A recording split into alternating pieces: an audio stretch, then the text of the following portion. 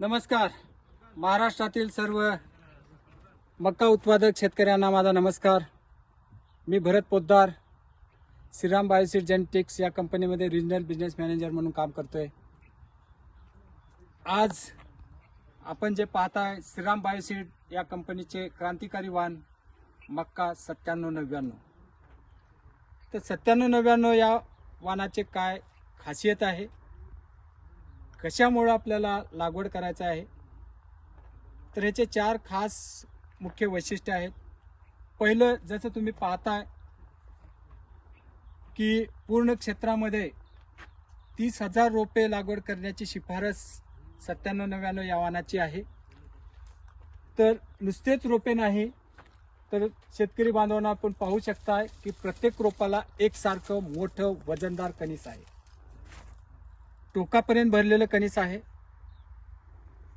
Colour गडद नारंगी colour आहे आणि कापणीपर्यंत हिरवा असा चारा आपल्या जनावरांसाठी पण 9799 या वाणापासून आपल्याला इथं भेटतोय.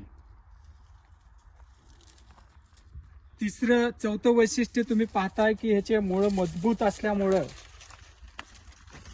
ते जमिनीवर लोळत नाही. त्यामुळे आपल्याला मजुरीचा अतिरिक्त खर्च जो होतो तो 9799 या वाणापासून बिलकुल होणार नाही.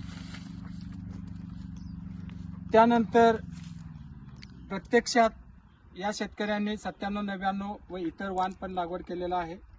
तर दोन्ही वाणाच्या तफावत वजन करून पाहिले असता आम्ही हा 9799चा कणीस आहे.